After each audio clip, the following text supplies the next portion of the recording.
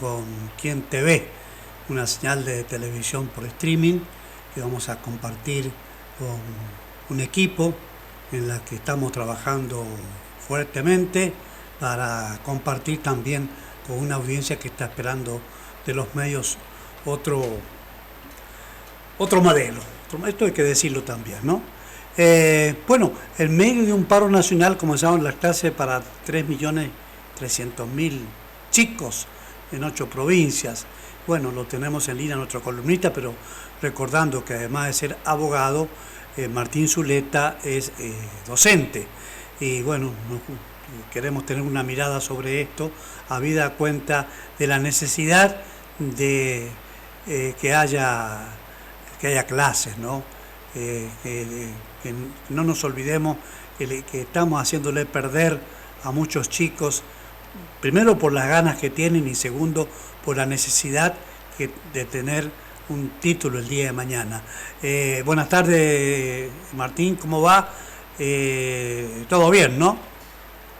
Hola Carlos, buenas tardes para usted y para la audiencia. Todo bien, gracias a Dios. Bueno, este tema de las clases, lo decía yo,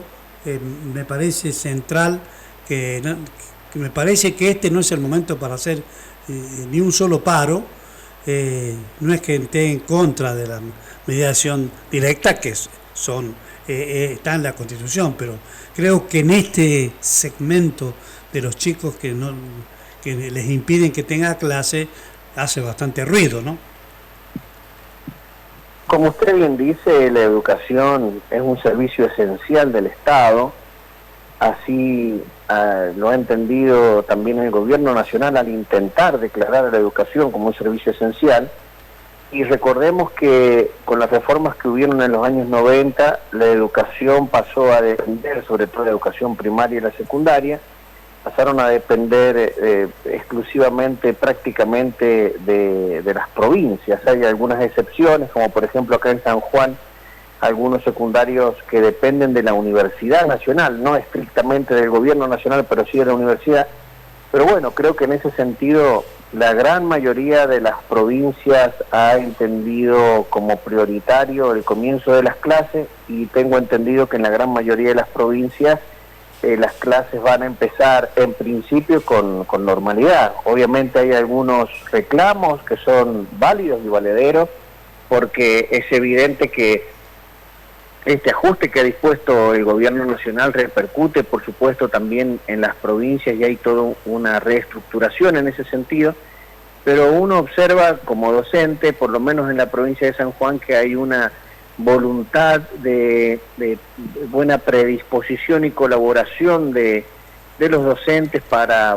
facilitar el comienzo de clase, aunque hay mucha desconformidad con la propuesta salarial con el aumento salarial que dispuso el gobierno provincial, porque eso es lo que realmente sucedió, y de hecho eso es lo que ha causado mucho malestar, por lo menos en la realidad de los docentes sanjuaninos, el hecho de que el gobierno actual haya incumplido las pautas de actualización salarial que ya estaban convenidas con el gobierno saliente de Uñac. Creo que eso ha sido un error del gobierno provincial, en el sentido de que había unas pautas claras para poder efectuar aumentos en enero y en febrero para paliar en definitiva la inflación que hubo desde diciembre hasta febrero. Creo que fue un error del gobierno de Dorrego no cumplir con esa pauta salarial convenida con el gobierno anterior, y ante la nueva realidad que dispone en definitiva esta situación de ajuste generalizado, el gobierno provincial avanzó en definitiva en la provincia de San Juan con un incremento salarial dispuesto por el propio gobierno, en donde no está consensuado con los gremios y con los sectores trabajadores, pero amén de todo eso se observa una buena predisposición en la provincia para que las clases comiencen con normalidad. Veremos en definitiva cómo termina resolviendo el gobierno provincial las actualizaciones futuras para después de marzo. Y en el resto de las provincias creo que también en cierta medida existe una buena predisposición, hay un entendimiento por parte de los gremios, pero en algunas provincias hay en definitiva problemas con el comienzo de clases y se cargan las tintas exclusivamente contra el ajuste que ha propuesto el gobierno de Milei. Tiene también una connotación política más que salarial en algunos aspectos. Claro, bueno, se van desbrozando cuestiones, pero creo que bien lo decía Martín, es fundamental que los chicos no pierdan ni un solo día de clase, ¿no? Y eso creo que todos estamos de acuerdo de que una de las grandes deudas de la Argentina precisamente es la educación, ¿sí? Creo que por distintos factores el servicio público de educación ha caído, digamos, a niveles realmente que son alarmantes, no solamente en cuanto a los días de clase que tienen los alumnos, no solamente en cuanto, digamos, a la desvalorización de la tarea docente, también en muchos aspectos, sino también en lo más profundo y en lo más significativo que es el aprendizaje de los contenidos. Creo que no se han tomado buenas decisiones durante más de 20 años a nivel de educación, en todos los niveles y en todos los sentidos, y vemos que realmente es alarmante cómo ha caído el nivel educativo. Tenemos alumnos que no saben comprender textos, que no saben sumar ni restar, mucho menos dominar un idioma, y no se entiende cómo a través de los años van transcurriendo su trayectoria escolar los alumnos, aprobando materias sin saber los contenidos. Creo que ahí es donde verdaderamente tiene que haber un cambio de mentalidad. Creo que así como el gobierno nacional está tratando de sincerar toda la economía, por más que esto signifique que hay que hacer sacrificios y hay ajustes que son realmente importantes, creo que también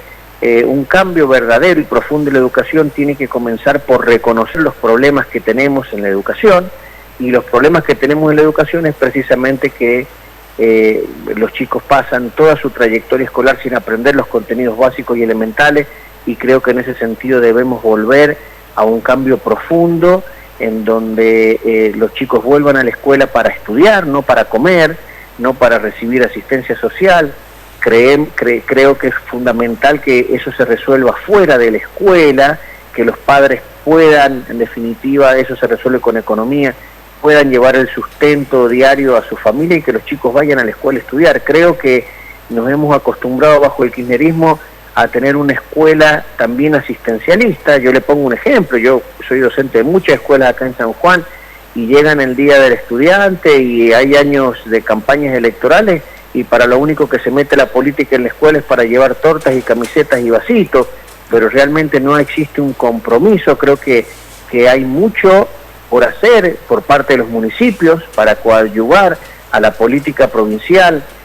para poder en definitiva fortalecer los conocimientos que tienen que aprender nuestros chicos en la escuela. Y me parece que nuevamente escuchar que van a haber facilidades, que los chicos van a pasar con 3 materias nuevamente de año, me parece que tenemos que poner esta realidad sobre la mesa, barajar y dar de nuevo, porque lamentablemente tenemos chicos que transcurren su trayectoria escolar, salen del secundario y no pueden lamentablemente comprender un texto, y eso dificulta una posible carrera universitaria y va a terminar dificultando el día de mañana. Si se aflojan los resortes superiores, vamos a terminar teniendo también profesionales de bajo nivel, y creo que la Argentina siempre se caracterizó por ser un país en donde su población tenía un nivel educativo alto, así que veremos si se puede revertir esta realidad. Bueno, lo voy a sacar un poquito ya de este tema para enfocarlo ya en cuestión jurídica, porque la Fiscalía pidió que Cristina sea condenada a 12 años de prisión por la obra pública. Hubo una verdadera asociación criminal, o si usted prefiere, o prefieren los denunciantes, el Ministerio Público en este caso, de asociación ilícita. Por ese tamiz pasa, ¿no, Martín? Sí, en la causa Fiscalía había apelado el fallo, sosteniendo, recordemos que siempre desde un comienzo trató la Fiscalía de acreditar la asociación ilícita, pero fue rechazado sistemáticamente esto, y bueno, dentro de los fundamentos de la apelación para solicitar en definitiva un incremento, un aumento de la pena, está precisamente el cambio de calificación y hablar propiamente dicho ya de una asociación ilícita, es decir, el concurso de 3 o más personas que se ponen de acuerdo para delinquir, en este caso para defraudar al Estado Nacional. Creo que es una causa emblemática, creo que la sociedad está necesitando que esto se resuelva.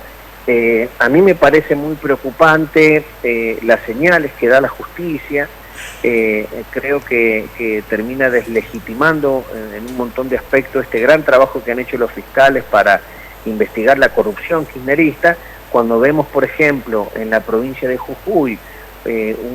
una provincia donde lleva 8 años gobernando quienes no son del kirchnerismo, vemos también la utilización, en definitiva, política de la justicia en la causa de la esposa de Morales y de Morales, donde han tenido 50 días presos a 2 hombres por tuitear y compartir en redes sociales un chusmerío de una posible infidelidad, los han tenido 50 días detenidos. Entonces, creo que eso deslegitima un poco, en definitiva, la confianza que deben generar las instituciones en la comunidad o en la sociedad. Tenemos a Milagro Salas, que lleva un montón de tiempo denunciando que en Jujuy no hay justicia, que la justicia es manejada por Morales. Hemos defendido, yo particularmente, usted también en estos micrófonos, los debidos procesos. Hemos celebrado que a Milagro Salas se le haya condenado, pero hoy vemos también que en la provincia de Jujuy nos encontramos con una justicia que a pedido del ex gobernador Morales, un fiscal, detiene 50 días a 2 personas por compartir un chusmerío en redes sociales. Entonces,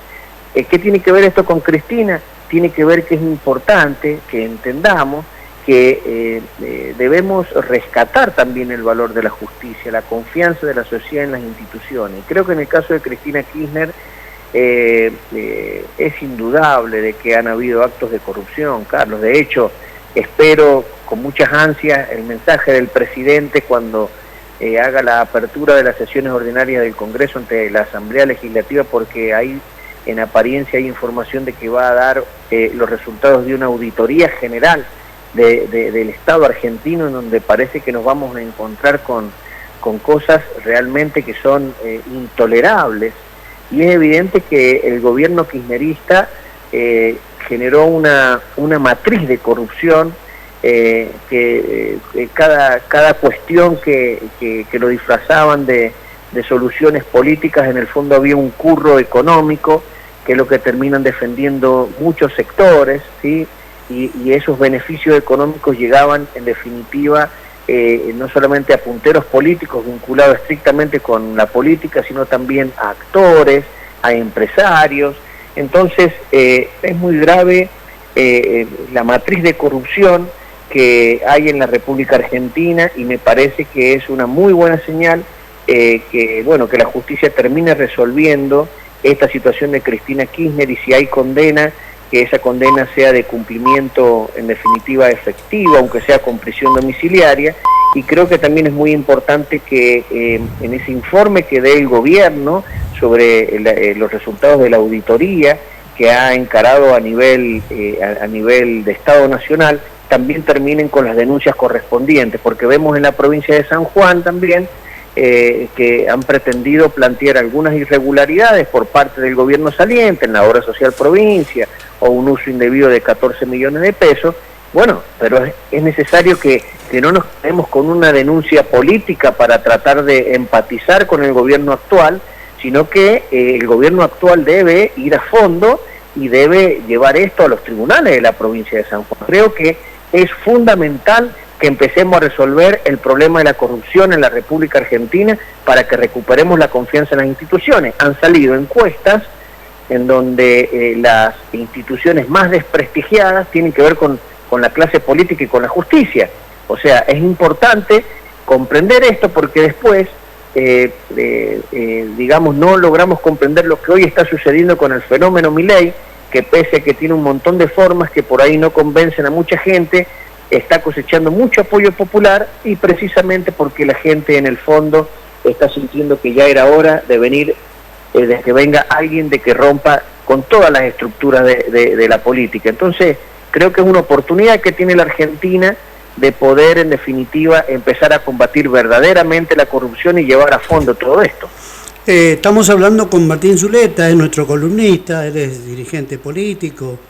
es un analista con experiencia, además hace política, es docente, y te quería preguntar algo que me ocupé esta mañana,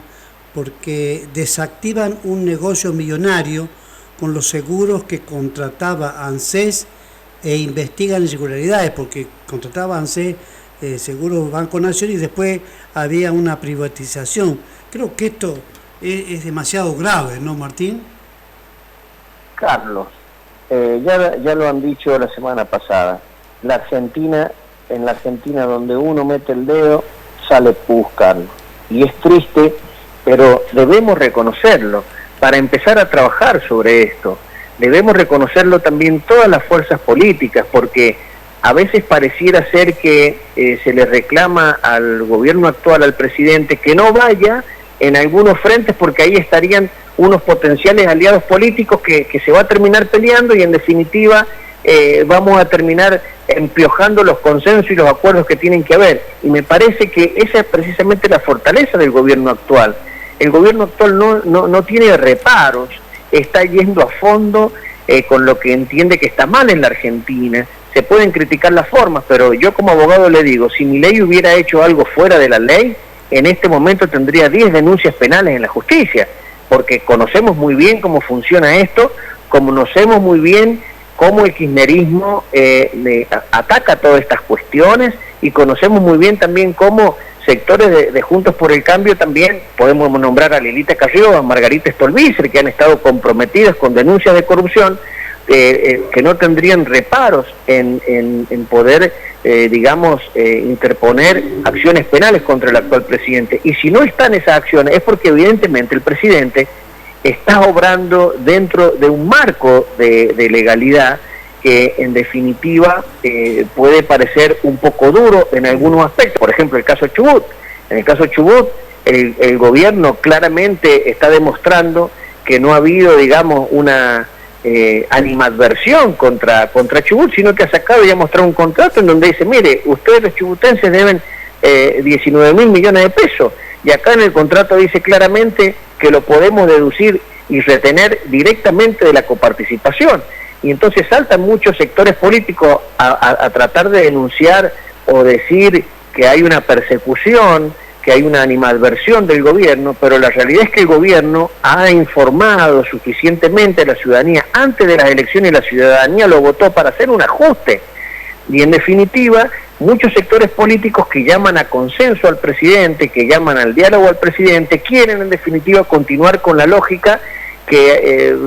venía gobernando el kirchnerismo de este país durante 20 años, que en definitiva me debes plata, pero bueno, te sigo dando, pero vos aprobás lo que yo quiero, y en definitiva hay ciertos consensos que creo yo el gobierno actual no está dispuesto,